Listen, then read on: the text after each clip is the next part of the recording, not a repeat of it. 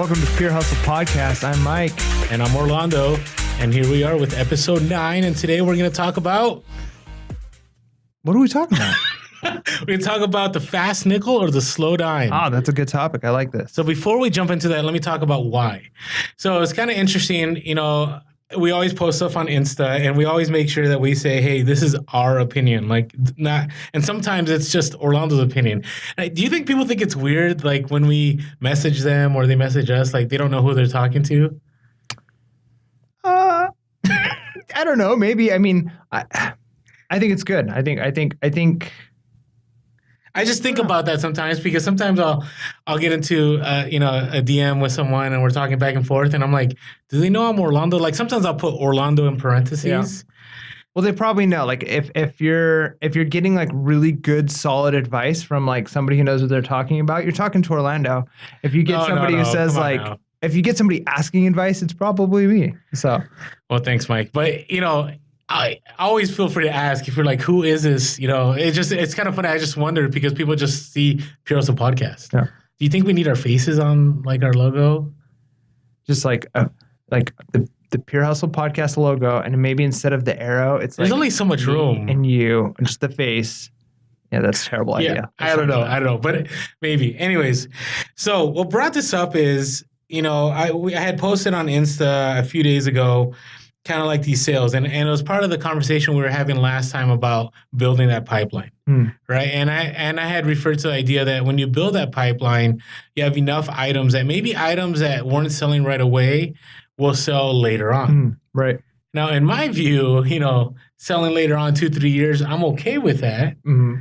Right. But it was interesting. Some of the, you know, we were direct messaged by a few people and we had a few people make comments.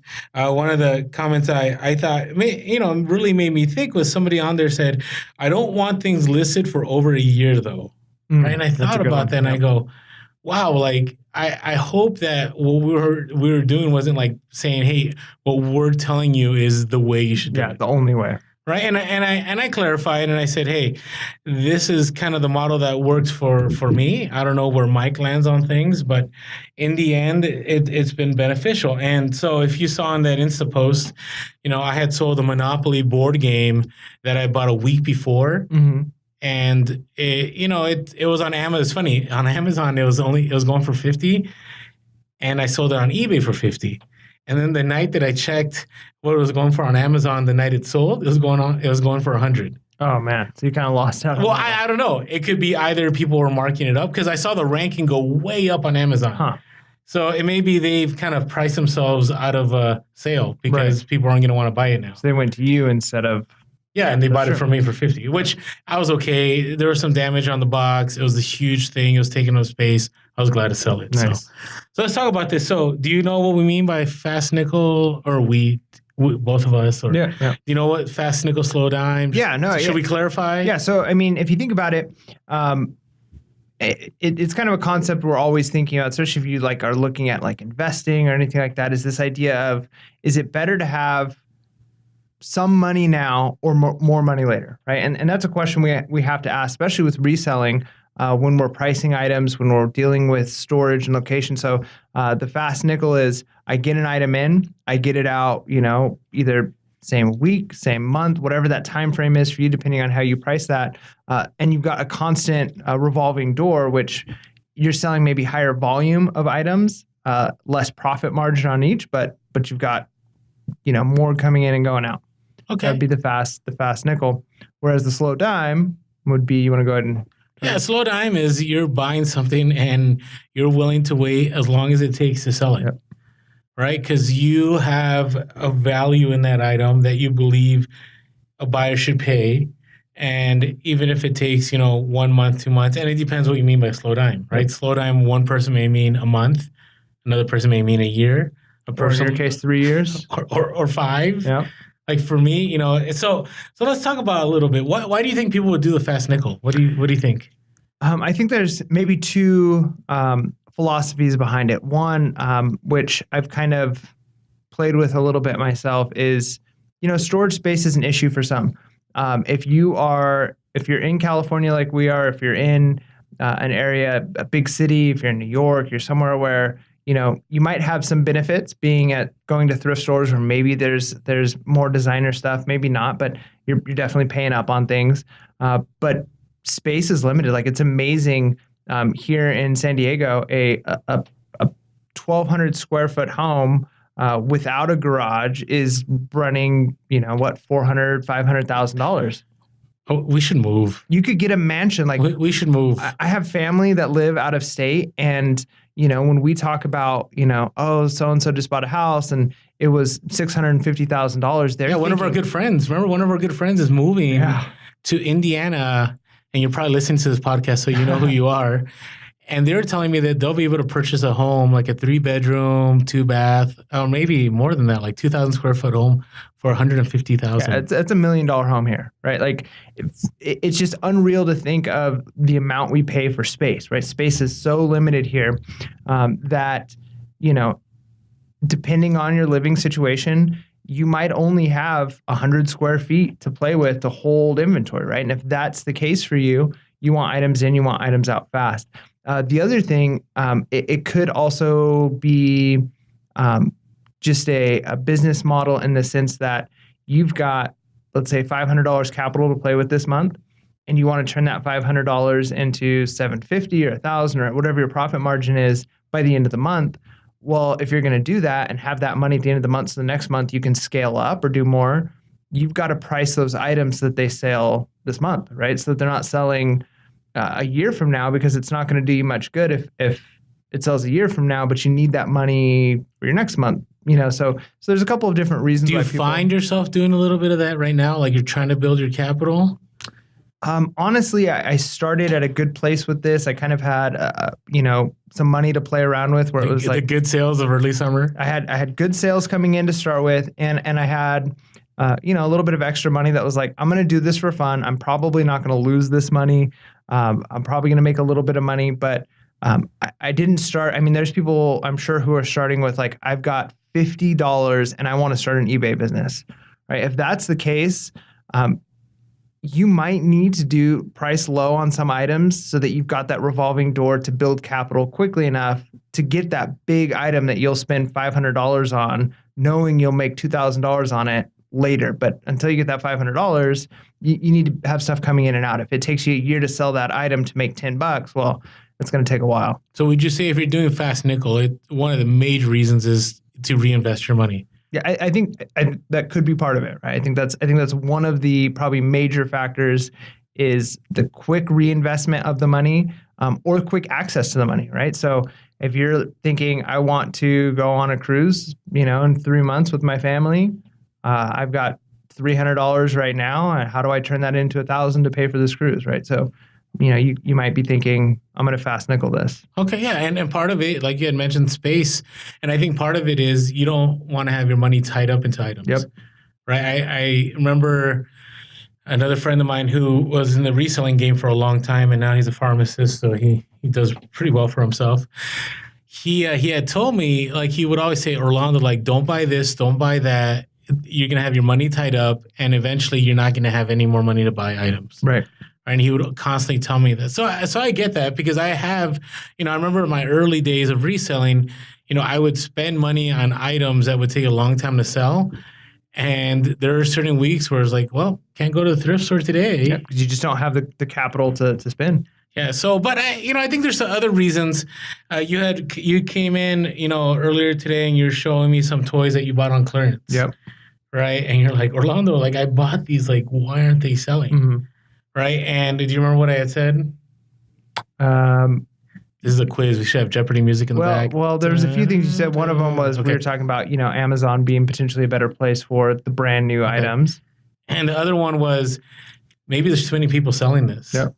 Right? Because if flooded currently. Flooded, right? Because at certain stores, like I know Target's a big one. Yep. Like when Target clearances out toys, they clearance out the same toys everywhere. Yep. So nationwide, people are potentially stocking up on this item. Yeah, for the most part. I mean, I have found, like, it was kind of weird. I found this rustic, maybe, do I want to share this? Okay, a rustic Scrabble game. And Target clearanced it out. And I thought it was every store. So I remember I bought it and they were going for like $20 and they were flipping on Amazon for like $70. Wow. And I remember going, yes, I'm buying this. And I basically scheduled my day to hit every single Target in the San Diego area. And then I went to one store and it was full price. I went to another store, it was full price.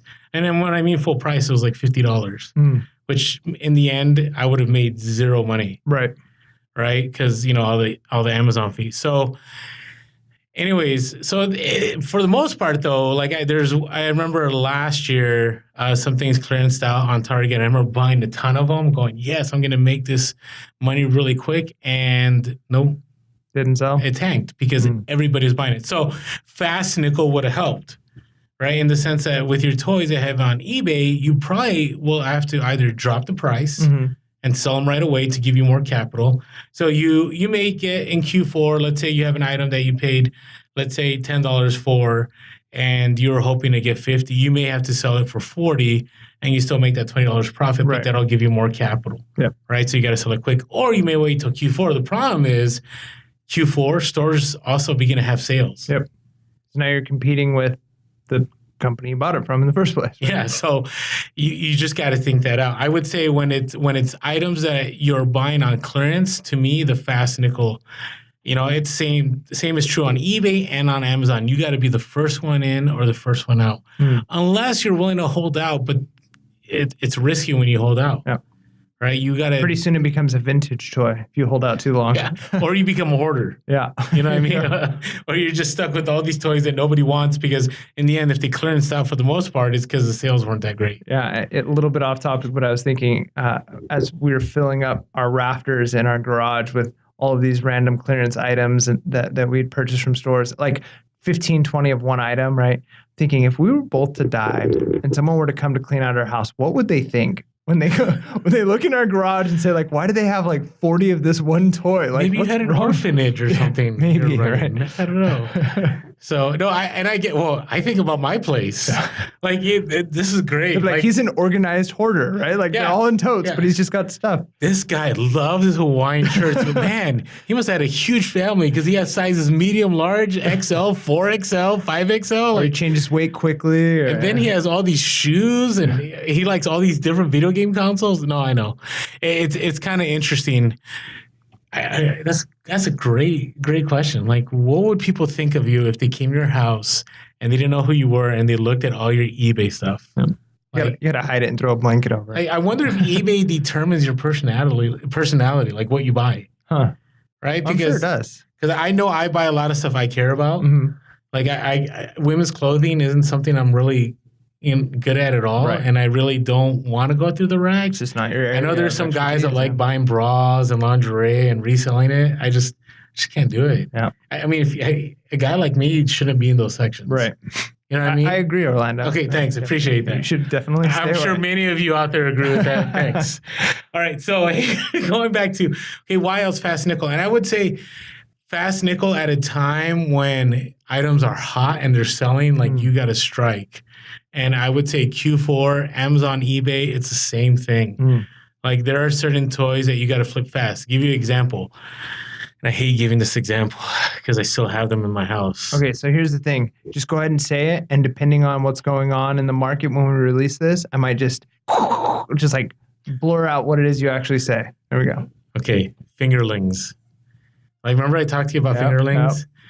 And man, I bought so many fingerlings. Like so I think I still have like 30 to 40. And here's the thing. I'm just going to bleep this out just because it's going to be funny. Every time you say fingerlings, so I went to Walmart the other day. And there's like new fingerlings. There's like a dinosaur fingerling. There's like a fingerling with the little baby fingerling with them. Like they've expanded. So I felt the temptation to buy some more. Like, I'm like, I haven't seen these at other Walmarts. I'm going to clear them all out.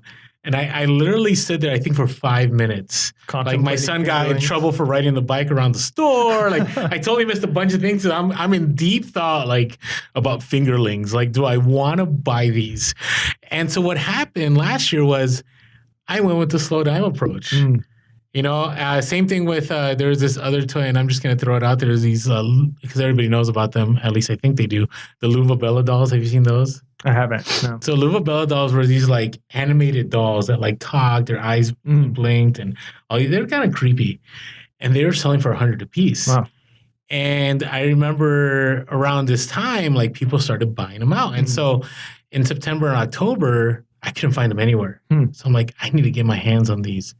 So I bought, I want to say like 20 of them. Like I spent like $2,000, okay, 100 a piece.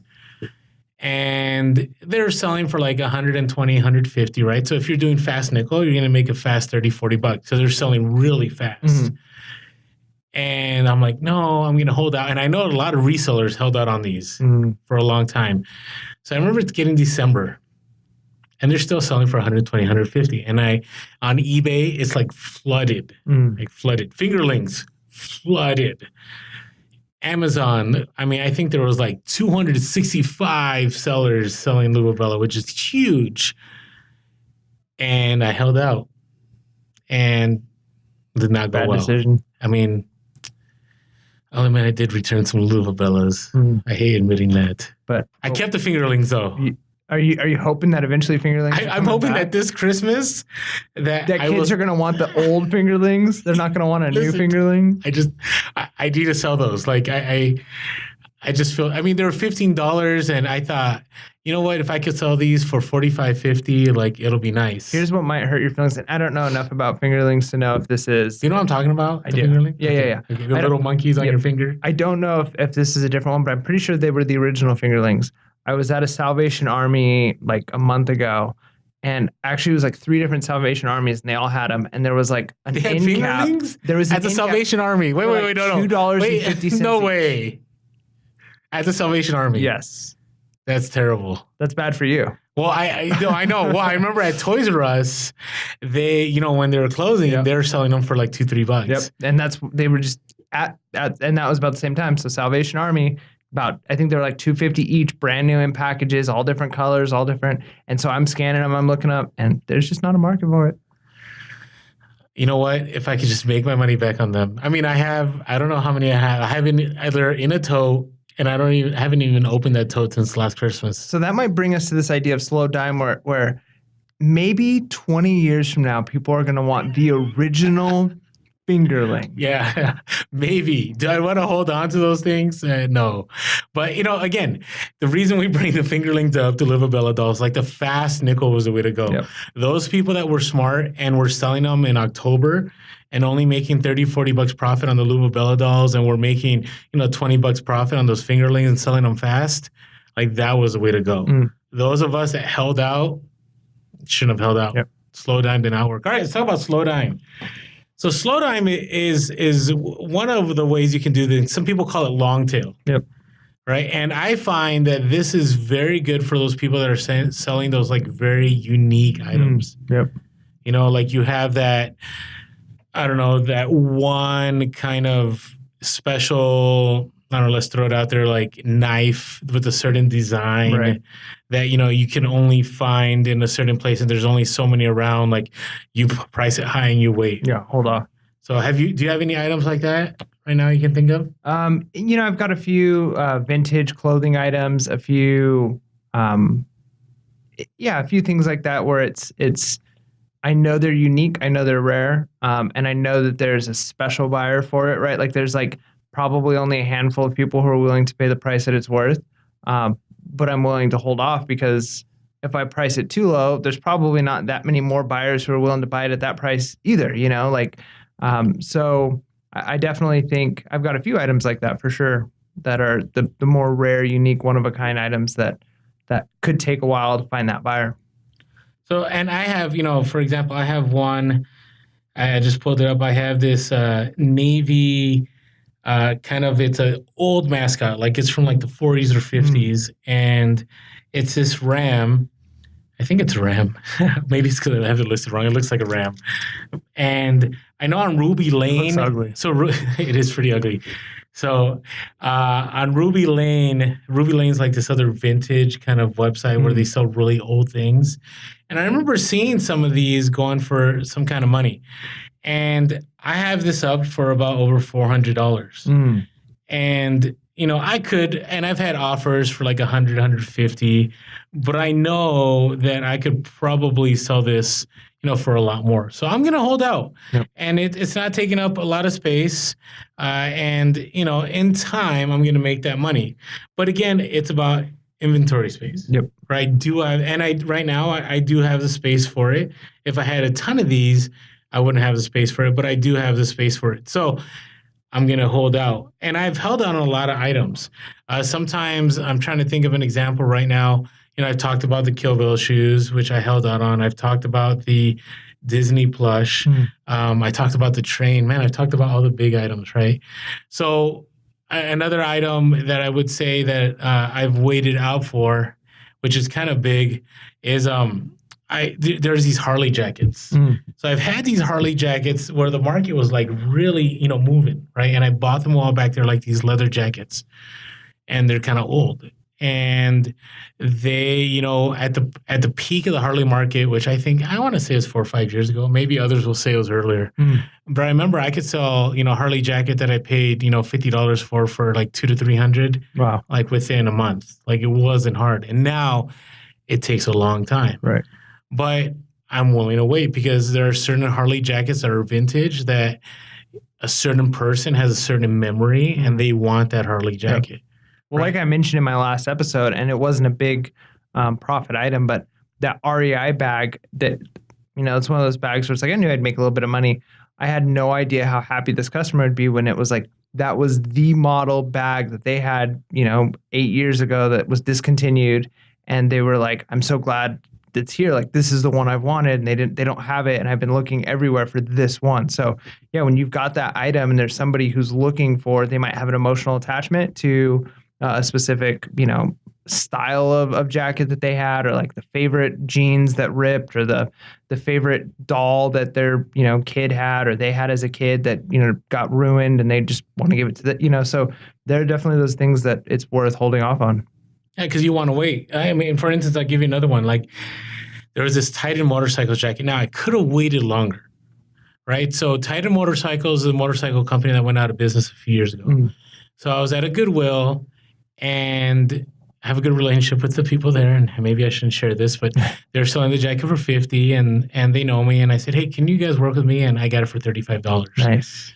So I listed it for $999. That's your thing, right? That's my thing. I don't know how many times I keep talking about that. I should just do that with some random thing, like a piece of paper with like a stamp on it, and then be like 999 to see what happens. So I put it for $999, something like that, $1,000. And I kept getting like these lowball offers. I got a $100 offer, right? I still make profit, right? I'm almost tripling my money, right? I would get a $200 offer, right? And I get a $250.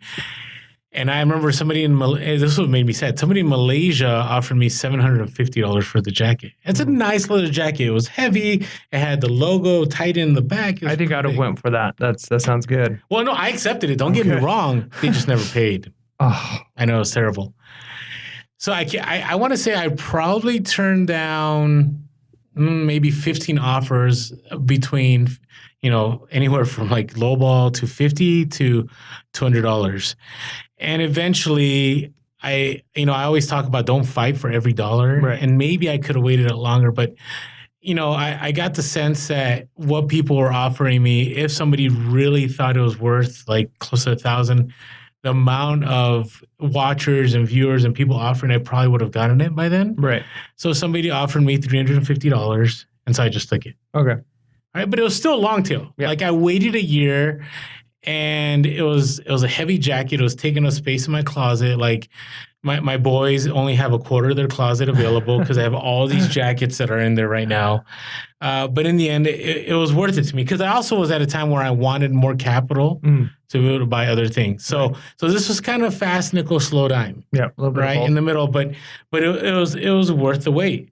And so the couple other items I want to talk about is that I talked about that varsity jacket, but jackets are one of those things I think that are slow dime, right? Jackets take a long time, right? Especially if you have unique jackets. So not just Harley, like you may have a North Face jacket, you may have like a vintage varsity jacket. Those are some other things. One more example, and we'll keep talking about what do we think is the best. plushes. I already talked about Simba in a previous episode, but Mickey Mouse. So I found this set of 4 Mickey Mouse plushes, and I think I paid $30, and they were all like new with tags. They were called like milestone Mickeys. So there was like a milestone of the 50s Mickeys, the 60s, the 70s, something like that. It's like a set. It was like a set. And I bought them for $40 and I listed them for $200. And I knew, like, I saw other people that would buy like the individual ones for like $20, but I'm like, hey, if I put them all together, I'm going to get a good amount. So I waited and I waited and I waited. And a year later, somebody offered me $135, and I also charged shipping. So they paid $18.15 for shipping, and I sold it. Nice. And it was worth it to me. Yep. Like that right bar, like I could have individually sold each of them for like, let's say, $10-20, but it's a lot more trips to the post office. I know. So it was worth it to me. So slow dime, you got to wait you just got to have those special unique items. Now, I do find that what you and I sell are kind of like in the middle. Yeah. I was going to say that I think when it comes to what our model is, at least what I'm kind of doing on my own right now, is if there was a currency between a nickel and a dime, that's what I think I would be, right? Because it's a little bit of both. I think there's some items, like you said, that you have to be fast and you want a return on your investment quickly. And there's some items that are longer. And I kind of look at it like investing. A lot of, if you've got like 401k or something like that, like a lot of the plans that companies will offer that you can buy into kind of change as you age. Like it's like set. So like if you're 20 when you start, it starts really aggressive, and then as you move like towards like the middle ages of your life, it's like a little half aggressive, half more conservative, and then as you move towards closer to retirement, it's very conservative. So I think kind of in that shifting moment where it's like you might need to be fast nickel to start, and then you can kind of be that in between where half or more than half of your stuff is really aggressive quick, and as your pipeline is building. As your pipeline's building. And then then you got those items that you're holding on to, and you're saying, I'm not cashing in on this until like my 401k until I'm 65, right? Not saying you're going to wait that long to sell it, but I'm going to hold off because this is going to be a long-term investment that's going to pay off later on down the road. But in order to get the capital to keep those things in my inventory, maybe I need to do a little bit of fast nickel here and there. Yeah, I think that is exactly what we're going to talk about. Before we do that, I also want to mention sometimes slow dime works if there's an item that eventually you will be the only one selling it. I think we forgot to talk about that. So very quick example, I bought these polo vests from the outlet stores, and they're like these camo vests, and I bought them for like $35. And everybody right away was trying to sell them for $150 because that's what they were going for at the polo stores. Mm-hmm. So I waited out. I kept getting lowball offers like $50, $60, $70. Well, eventually they sold for $110 each, right? But my listing was the only listing left. Right. So sometimes if the market is saturated, it's worth it for you to wait.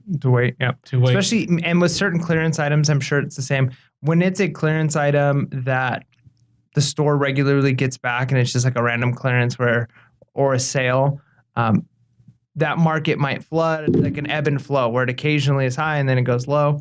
But when it's an item that is discontinued and it might be a flooded market for a moment, right, where every reseller in the nation is buying every single one that they can get. Yep. Yeah, so for the next year, there might be thousands of them on eBay and on Amazon and all these other.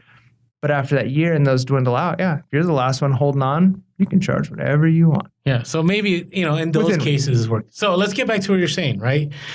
As you're building that pipeline, like it's definitely worth it. Initially, maybe you go fast nickel, right? And then you have these items, and that's kind of where I land on things. And I don't know if, you're saying kind of that's where I'm at too. I find that that's the best model. Right? Initially, when you're starting off, you want some fast nickel. Like you need to build that capital. And make sure, my strong recommendation, I don't know if you're doing this, I know you're spending some money, to go on trips and all, but invest as much as you can back into your business. Yep. Right? Because that's what's going to help you grow. And you grow that pipeline, you can get to a place where, you're selling something that you listed a week ago, and then you're selling things that you listed 3 years ago. Now, that's my model. Yep. Right. I'm not saying that's for everybody, but I find that very helpful. Like today I sold a Hawaiian shirt that I wish I didn't buy 5 years ago. Yep. I paid $5 for it. Over time, I don't know what the fees were, but I still end up making $4 or $5 on it. But I'm going to sell it and pack it away. And it didn't take up a lot of space. Yep. And there's been a few times where I've sold like 3 items in a day, and each item $4 or $5 profit. And I realized and part of that's the learning process is I thought maybe there'd be more profit here, but by the time I shipped it and actually looked at comps, and because sometimes you look at the comps and things were, it was selling high 4 or 5 months ago or 2 months ago, but like the recent ones, maybe the market is not saturated. So yeah, $5 profit on an item, that could be demoralizing. But when you think about, okay, if I can sell 10 of those, it's like selling one item where I'm getting, $50 off of it. So if you're getting those in and out quickly, you're not investing as much of your money up front, and you're getting that capital, you're building that capital to buy more things. But I would say only do that for a little while. Yep. Unless you're gonna, be one of these huge eBay companies that has employees, and you will burn out quick. Oh, I can imagine. Low-end items. Well, and I think that's part of the pipeline thing too, right? If you've got 20 items in your store, it's not going to hurt if you sell all of them in one day. I mean, that would be a busy night of packing. That'd be pretty amazing. It'd be a busy night of packing, but if you priced everything to sell and you made $2 on every item, all right, that would be terrible. But hey, now you've got money in your pocket to go source new stuff. But if you've got 100 items, 500 items, 1,000 items in your store, and a lot of them are selling every day, but you're only making a couple dollars profit on each one, that would be miserable. It would be miserable because you're in a sweatshop. Yep. Right? You're basically, you're working a lot. You're putting a lot of time for such little profit. It's just not worth it. So, this is why I would say, and I think Mike agrees, the best model is, yes, do some fast nickel, but I think over time, you should have a big inventory of slow dime, high profit items. Yep. Right? You shouldn't have a big inventory of low profit, slow dime items, because then it doesn't make sense. Yep. But for instance, right now, I want to say probably a quarter of my store has items that have huge ROIs. These are items I bought that I knew were going to be long tail, but I seen them sell, and I know that if once the right buyer shows up, I'm going to make big profit. So while I wait for those to sell, I have some fast nickel items. Kind of like I talked in the last podcast about those North Face fanny packs.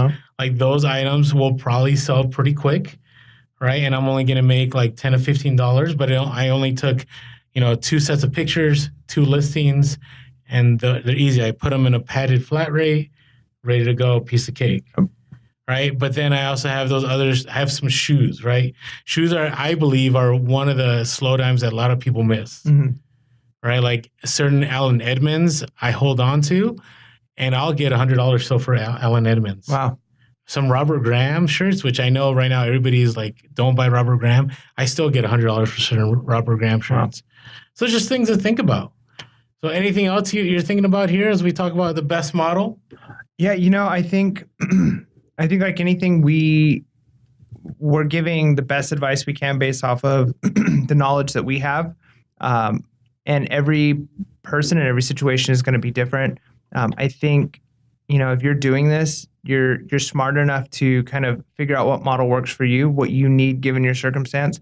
And I think landing in the middle most of the time, kind of in the center on a lot of things, is probably where you want to be. You don't want to be too extreme one end or the other, unless that really fits the market that you're in. This is what we have to say. Go. You want to enjoy fast, yourself, go slow. though. Yeah, have a good time. That's the key. I mean, I know a lot of people sell items that they buy from Alibaba. You had asked me one time, hey, have you ever bought from Alibaba? And I could buy things, and I could do the fast nickel, and I could make, I don't know, $4 or $5 profit on each of them, or I could do replenishables, which a lot of people do, and they make tons of money. But I don't think I'd be happy. I'm okay doing that with Amazon. Yeah. When Q4 hits, I'll buy items that will only give me 30% ROI, but I know I will sell those items fast. I know the moment they get to the warehouse, I'm going to make all that profit. So it's worth it to me. And it's fun because it's get out there as fast as you can, get as much as you can, ship it out as fast as you can, reinvest, and you're going. Like, that's exciting to me.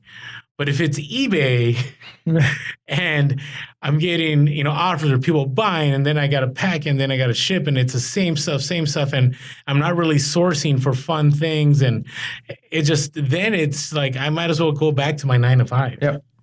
Yeah, and that's kind of the thing too, is what makes reselling. And again, I don't expect, even if I were to go full time 100% on this, that I'm going to be a millionaire based off of probably the amount of work I'm willing to put into it, right? Like, I'm not going to make millions of dollars selling on eBay. I could probably, if I put enough work into setting up, a private label, doing the research, really putting in the time, kind of having more of a warehouse style private label thing, there's probably more money there in the long term. But I've been loving the hunt, right? Like, it feels like I'm a treasure hunter, that I'm going out and sometimes it's a bust and, it's a low, but it's kind of a big high when you walk into a store, you go to a garage sale and you find those items, and it's unique items. You've never seen one before, or you've sold one just like it, like a couple months ago, and you're like, oh, I didn't think I'd ever see this again. I know this is worth a lot of, it's exciting. It's fun. And it doesn't mean you can't be fast nickel and go out there for the hunt. There's plenty of sellers I know that they are fast nickel. Like, they put stuff on auction and they just want to clear things out, but they love finding things. So you have to, in the end, find a model that works for you. What works for you? For us, we land in the middle. I think I'm a lot more slow dying, but I think that's because my inventory is really big. Yep. And I'm not really worried. Like, sales are consistent. The pipeline is there. I need to get the pipeline even bigger. Yep. But it's there. And I think psychology, we didn't talk about this with the fast nickel to start with as we wrap this up. If you're starting out like I am, I know there's times where it can be discouraging when you go 3-4 days and you haven't sold anything, haven't received an offer, or maybe like a lowball offer. And so you just want something to sell. Even if you're going to make $5 profit, like, you just want to hear cha-ching, right? Yep. So the psychology of when you're building that pipeline, you're getting that inventory set up, maybe liquidate a few of your things to get that capital and to kind of boost your spirits and say, okay, I can keep doing this. Yeah, you just got to figure out what works for you. That's right. Okay, so we want to wrap this up. Make sure to follow us on YouTube, Pure Hustle Podcast, like and subscribe, Spotify, iTunes, Anchor. Send us some messages on Twitter, Pure Hustle Cast. You can also email us, call us. We'll have all these items in the description below on YouTube, or you could just DM us, right? Yep. It. So thank you all for your support. Hopefully this conversation was helpful to you as you're trying to, if you're new and you're trying to figure out what the model is best for you, or if you're a veteran reseller and going, it's time for me to reevaluate things. So with that being said, be real, be relevant, and be reselling. Late. Peace.